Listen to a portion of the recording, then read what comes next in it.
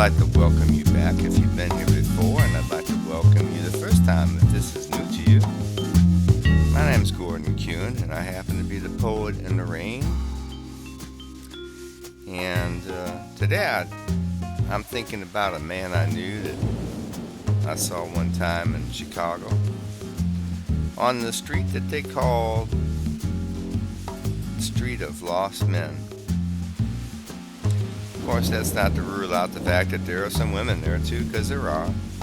I suppose the right word today to be political would be the Street of Lost Persons, but I still like to say it's the Street of Lost Men. Anyway, I've written something that's called The Rag Man in the Rain. It's about a college professor that lost his way. And I saw him pushing a cart one day, and that's what this is all about. The Rag Man in the Rain. Copyright 2012 by Gordon Kuhn. You can hear it, but cannot see.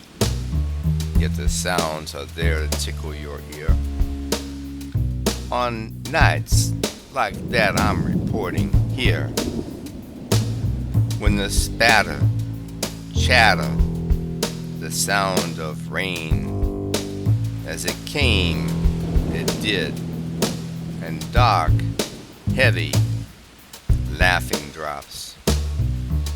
And beneath clouds, hidden by a frothy gloom so dismal stark, the ragman pushed his cart slowly forward in the rain, his wooden barrel dripping as it rolled on wooden wheels, which grumbled and squeaked along in pain, as he humbly walked in search of money-making deals, early out in the dark or late. It's all the same, I suppose, when you are drenched to the skin, and the bottle of cheap gin parked in a pocket is less empty than empty could ever be, and the philosophy of Plato means less to he who taught it before the demon worm caught him up and took over his choices and burned holes in his brain, and now he wanders alone in the rain.